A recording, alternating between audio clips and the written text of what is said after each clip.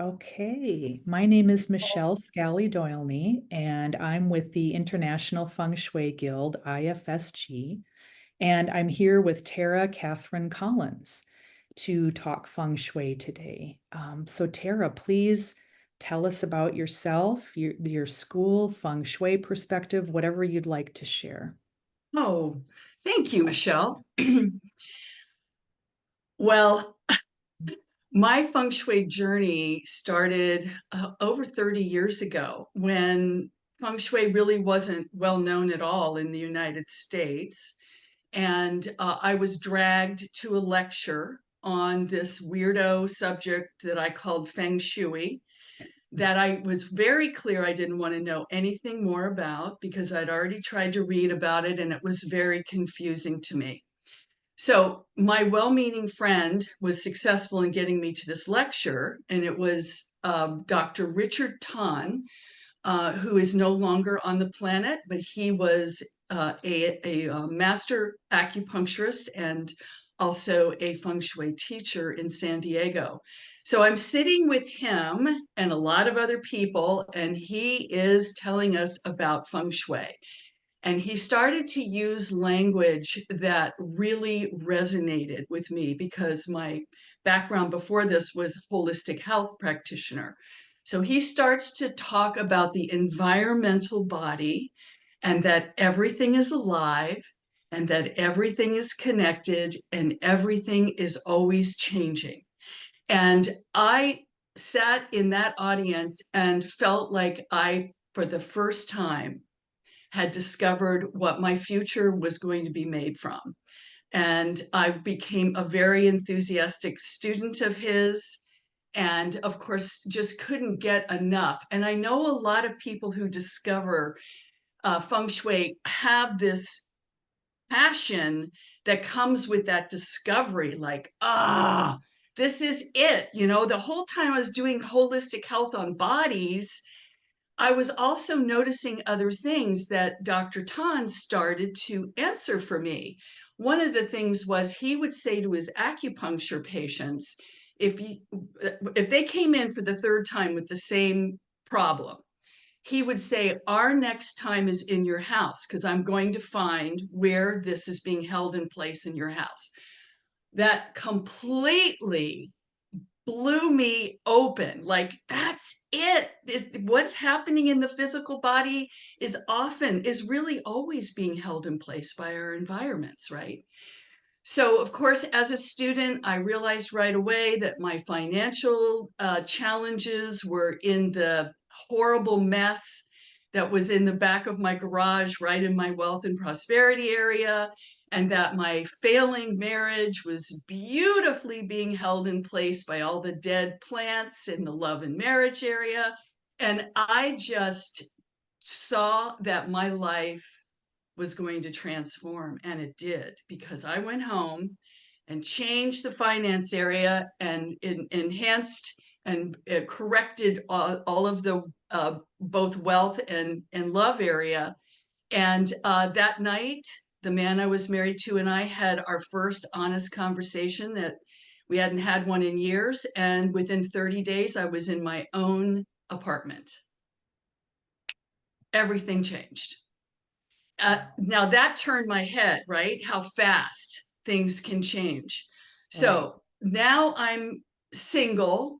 I almost instantly got a very good job managing an art gallery, which was perfect as a feng shui student, because that was a nice harmony of having all this beauty around me and also potential clients.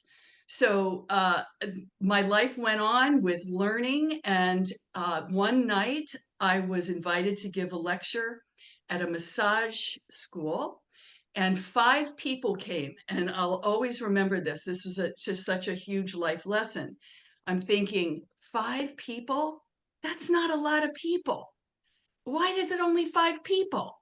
But I go, all right, be nice, give the lecture. This is 5 human beings. You want to, share wherever you can. And Louise Hay was one of those 5 people. Wow. And she fell in love with feng shui instantly that night. She said, all right, I want to have my house feng shui. She happened to live in the same area. And we became very good friends, mostly because we were both avid gardeners. And so we would go on these wild journeys up to exotic nurseries in the Southern California area. She would say, tell me more feng shui stories. She loved feng shui stories. So I'm having all this success and happy things happening. She says, all right, I've decided I want to publish a book on feng shui and you have first crack at it. Yes or no? I went, uh, yes. I had never thought about writing a book, never occurred to me to write a book, but yes was the answer. Right. That book became a bestseller. And I believe that it became a bestseller because I'm very committed to self-help and to eliciting the genius in others and to really bring forward people being able and empowered to help themselves. And that book was very much that type of book. So it was one of the first in the United States that really gave people things to do that they could see how feng shui can really improve their lives. That led directly to my writing the curriculum for the Western School of Feng Shui and starting the practitioner training because there were a lot of little classes that were popping up. Some of them were classes I was doing that were sort of Feng Shui 101. But as far as getting really deep and learning the skill sets that we require to do our work as practitioners, there weren't any classes 30 years ago in that were that deep in the United States that I was aware of.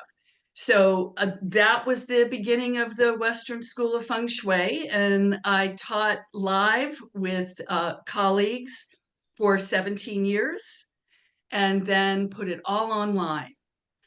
So I'll turn it back to you, Michelle, because I've been talking a while. What else would you like to know? No, that is amazing. And in talking about powerful feng shui stories, your introduction and then how the work with Louise Hay led to your book, to the school, fantastic. So just if there are there any other details about the current iteration of your programs or school that you'd like to share? Well, yes, because I thought it was just fantastic to put it online, to videotape. We basically went in and just videotaped an entire 7-day immersion training and then polished it enough for it to be an online course. And I thought, okay, I now do coaching calls and I'm very open to ongoing conversations with both students and alumni, and those coaching calls really serve that. But what I found was that there's people who have been through the class or the training who have really created success for themselves. And I would say they're senior practitioners now. They're wise, they're polished, they're very experienced. And so a few of them have stepped forward. Now, two of them do live classes. They'll take all of the training video and they will sit in a room with a small group of people, run those videos, and then do Q&A like every hour. So everybody's staying current and asking those questions. And then we have another beautiful woman. It's Lori Webb Grillo. And I'll give you all the names. So it's Lori Webb Grillo does the Zoom class. So she does that in 14 days, kind of holding people's hands as they go through and take a 14-day period in their life to really immerse themselves in the training and be able to run a normal Western life, like they might have a full-time job that's still happening or be the mother of a few kids, whatever. So we have the Zoom format, and then the live format is with Ro Rusnock and Anita Adrain. So we're all kind of in this wonderful experience of offering it 3 different ways, depending on what people are attracted to. Some people just want to go for a week and be completely immersed, be away from everything, have it be a full 24/7 experience. Other people can't make that much time, right? And so they might like Zoom. And then other people just really want to take their time, because I do not ever force anyone to go at any speed. People go at the speed that they choose. We have a lot of students that take a decade to go through the coursework and graduate, Oh, because there's so much happening in their lives and they can do it that way now. mhm. And the other thing that I really love is all students now have the videos forever. So it used to be, when we were doing it live, that, everybody's hair's blowing straight back. It's been immersion, there's been so much information, and there's nothing to back it up. When they got home, they were going to have to either remember or share notes with a co-student or something.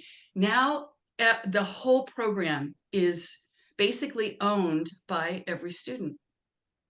Wonderful. Thank you. Thank you. Yeah. Well, before we wrap up, if you would like to tell us anything about, we have podcast, anything else you'd like to share, that would be great. Yes. Well, let's see. It's been about 6 months or so ago. I got together with colleagues and we are doing a podcast called Feng Shui Decoded, the Essential Feng Shui podcast. And it's a story-based podcast. And there's four of us. So we each of us shares a story that's pertinent to the subject that we're discussing for that particular podcast. Right now, we're halfway through doing each of the areas of the Bagua map and speaking into those and telling stories about the people that we've worked with certain guas or areas, and then what has happened as a result. So I love stories. I think that all teachers love stories because they're such a beautiful teaching tool, in that we can hear the story, we can take what is valuable to us from the story, but it's not pointed directly at us. Mhm. And so it's just a nice way to receive information. So and you can find that on any platform that has podcasts, Feng Shui Decoded. Wonderful. Well, thank you so much for talking with me today, Tara. Well, And my pleasure, Michelle. this has been wonderful. Thank Thank you. you.